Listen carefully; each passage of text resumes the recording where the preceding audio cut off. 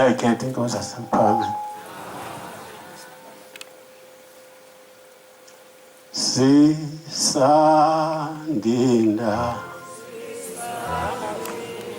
ndawa simisa misa yesa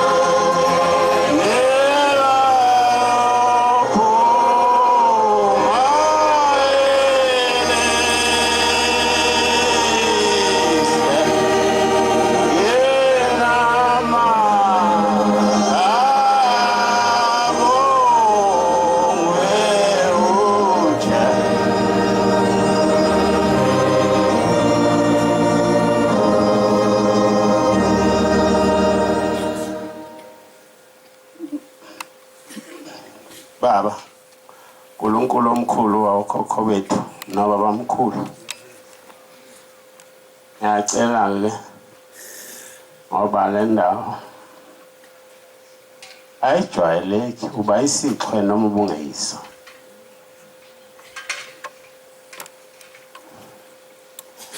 Nokuphambana kolimi kukhona, noma ubujwayelo ukuqondisa. uNkulunkulu aselekelele ngoba waphenduka wanjengathi njengoba kwakuvele kwaziwa ukuthi sangaye siyabaleka. Ngoba ngase kuvele ayikho uthi baba ngelinye ilanga khona kwakhuluma le ndaba, uthi baba uyabona makwasondela lapha kule pulpit nje ubona nje uthakuhlehla abantu lapha basuka, uthi le ndawo ngihlezi kuyo iyafutha inomlilo, mawuke wangena lapha phakathi ngeke uziphume. Uthi ngihleli phakathi kwamalahla omlilo. Manje ke kuyakhomba ukuthi uNkulunkulu lo izinto azenza zonke zasho kubaba mkhulu ukuthi konke okukhona okusemhlabeni kwenziwa uye. Mhlawumbe masikhuluma ngokuthi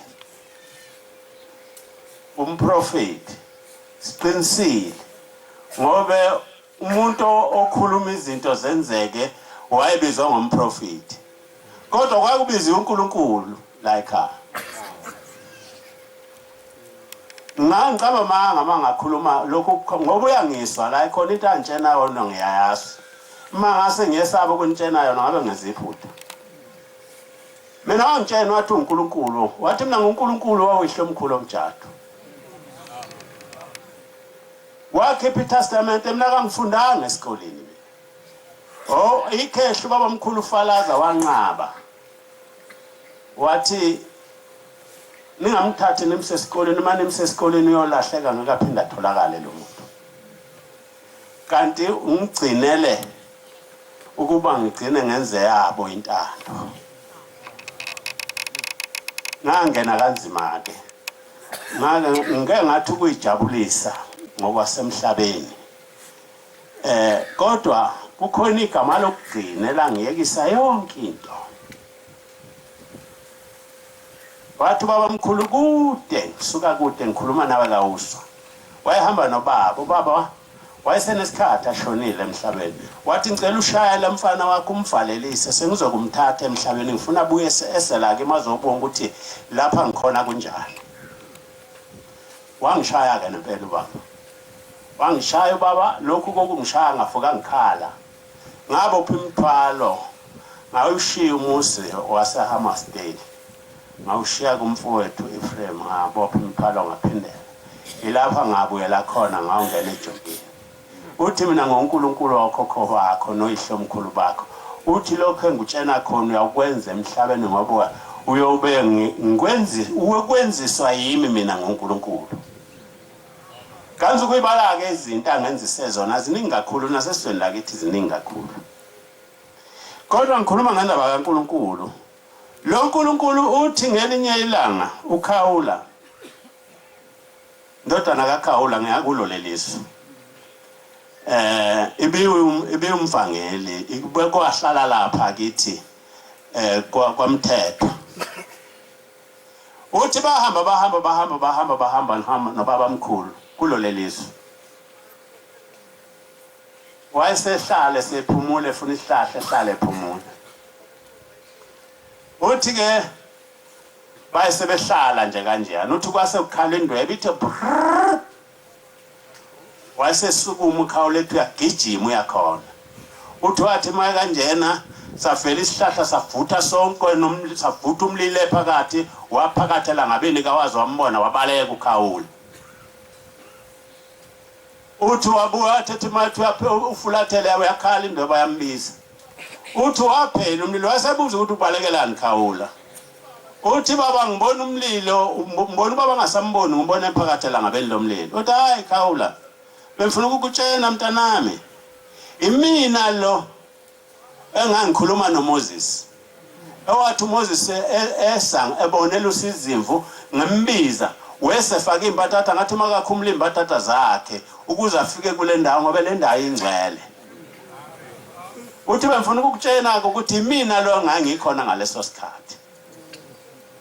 Usho ukuthi ke ukuze abe khona wabizwa ngezinto ezakwenzeka ukuba ajwayeleke emhlabeni engaxwayeki.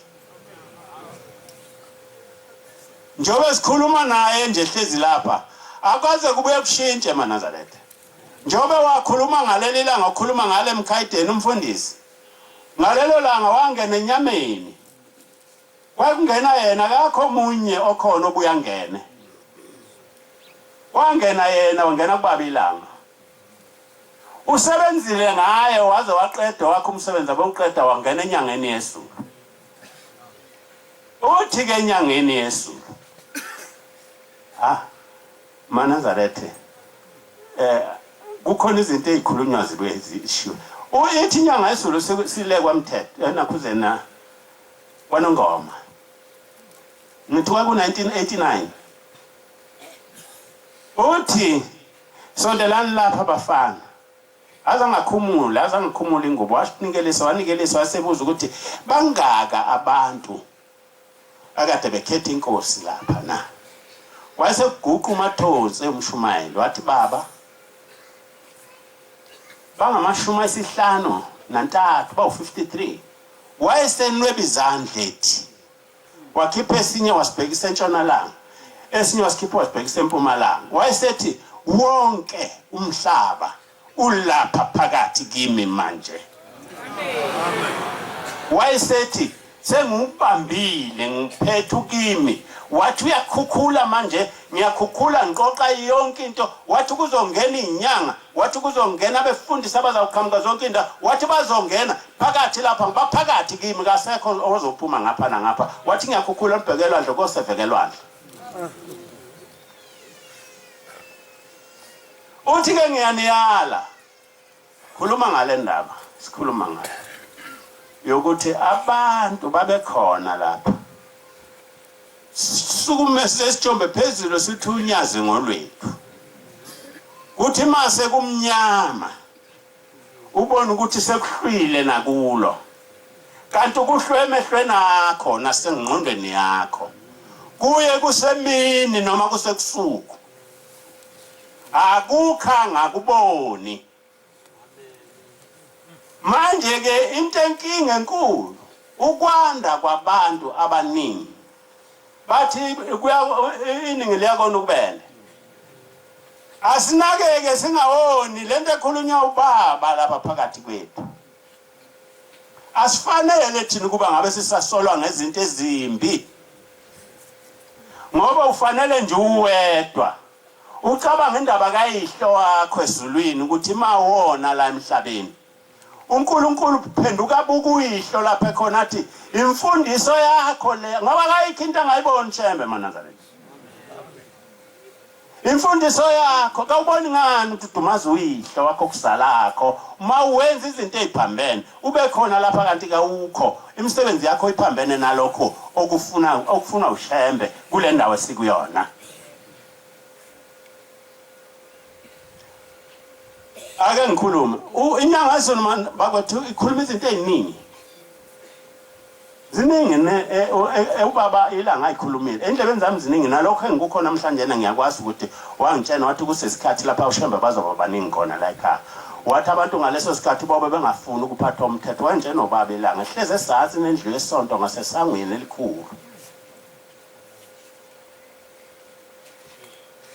manje inkinga esinayo kukhona namba abantu laba abantu bawumama balapha nisakhumbula yini bafundisi ukuthi wathi laba abantu sizolahla ngabo laba ngoba sifike sithathe lezi ingane zakhe la ekhaya sishiye lezi ingane zakhe sihambe sothatha ingane zakwaMashu enamaqakala amakhulu nezingqe ezinkulu washo njalo amaqakala amakhulu phakathi kwethu wathi nizolahlwa ngeke nifike la niyakhona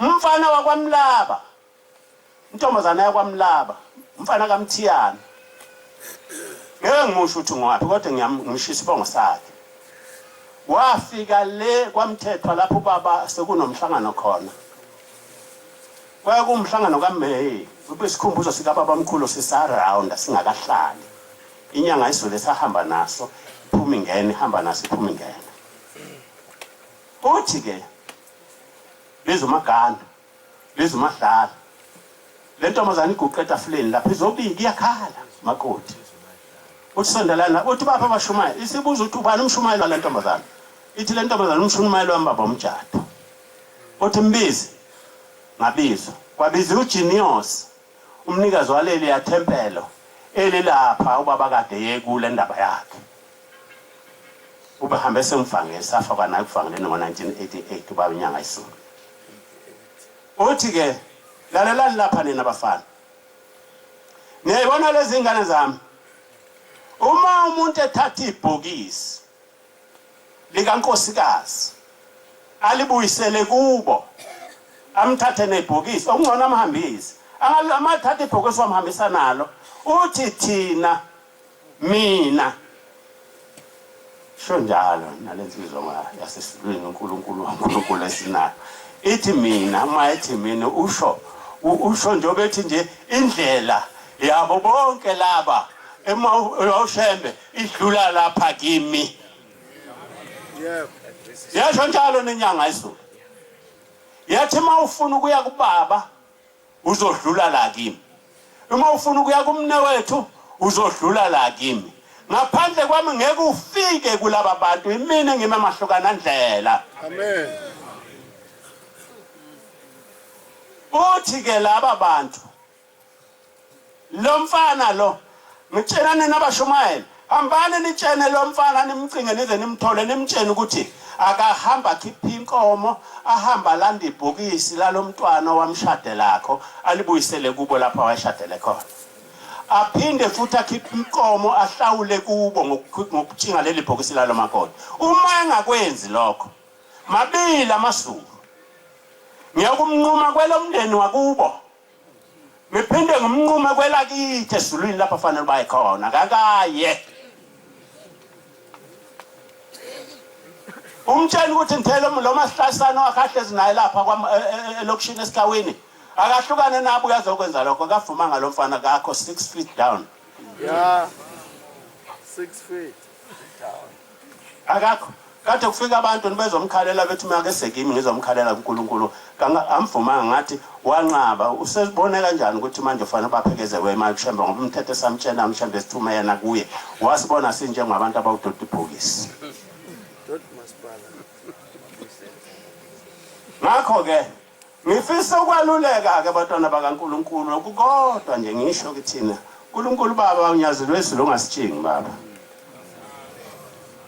siyathanda ukukhola baba mkhulu imisebenzi owayenza kushembe uNkulunkulu ngabe ngiphethe inkonzo ingaphezulu kokwenza wabathatha wahamba nabo namsukwana befika beqa ukhuphuka entabeni efika nabo ngo8 otho anti kwaqinqizela izulu lathi ndindindile ngasentshonalanga kwaqhamuka ifu lafike lami emkhathini maqondana netempelo enhlangazi kwami ingilozi ezintathu into akaziyenzeke kumuntu la emhlabeni ekhona ukuthi abe khona ahambe nezingilozi zasezulwini zime lapha ekhona awukaze kwenzeke lokho kodwa munye uye lo mnikazi waleyo nto sihlezi naye lapha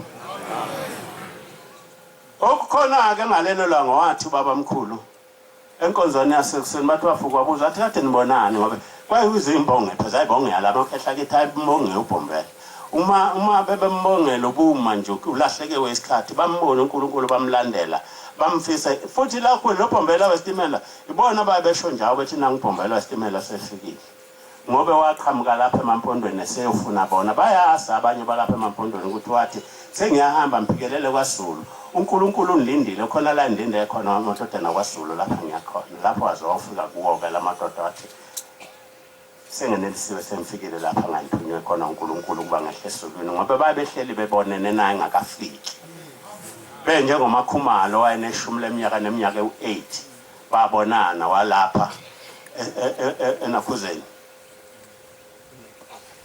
eMatikwa wayena 18 years bambona wathi masefikile wafika kumakhumalo ebona sesindisa unkosikazi wayeyimpumputhe wayesethu baba mkhulu uyangifanisa yini mntanami uthi kumakhumalo yebo uthi cha ungamfanisi yimi ngangikhuluma nawe ngithi ngizofika emhlabeni semfikile amen manje ke baba uthi ushamba sikhuluma libe linye kodwa xwayani imvubelo yokwaphula imithetho maNazaretha lapha ekhaya munye uyembamba kanqedile munye umuntu ophethe bonke abantu abakhona abasemhlabeni isilo samakhosi siphethwe lapha ekhaya amakhosi aphethwe lapha ekhaya phela yayingekisho nje indemnyama kufika okadabula amanzi nani khona babekhona kuJuly ekuphakameni ihamba nentombazana eyayizobika ukuthi ingonyama ithi ngeke izikhululeke yahambe ingakafika emhlabeni inecala ngoba yabulala abantwana babantombazana yababeka amahlokana andlebe baba enqaba ukugana ukande impemvu bazathi intombi kalulingana ucu wasekhipha amabutha ayibulala kwahamba ubaba nayo ingonyama lesinayo njengamanje ubhejana iyona ehamba khona njengoba ihleli nje kulesi sihlalo sikliniwe salungisa wathi kakho umuntu ozobusa kuleli zwe mina nihleze ekuhlungini kungakho babilanga waphuma wathatha umathunjwa nonduli bahamba bafuna idlinza lenkosi baze balithole enkandla bahamba ubaba wayehamba eshishiliza ngezinqamatshene gula bephikelele libeni lokuba hambe ayokhulula ingonyama umbuso wababuso owayebusa izizwe zonke esemhlabeni kodwa kufike ubani uNkulunkulu wakhe kungakhe tuyabizwa Nkosi Solomon umtakadini isulu udumo lwakho lulapha ephakameni amon akukho ke asasi sonke akube yilona lo afuna umthetho kaShemba ushilo angawuphenduli noma ngabe ungakanani noma ngabe uShemba bekunika isikhundla leso kunike sona emhlabeni kodwa akakunike ukuthi uguqa umthetho wakhe awushiye kuphendulela lakhe izwi mesabeni uJehova nigcina imithetho yakhe anilobele yona ngobani na ngenceko yakho uMoses ukuze kudumisa kwenu kwamukeleke kuThixo wemkhosi ngoba manje ngakwamukeli ukudumisa kwakhe nemithetho yakhe akawukuyamukela imthandazo wenu uzohlala ube lapha kanti umthandazo wakho kwakusasebenzi uwayilesi sono senzakho lapha phakathi esontweni amen.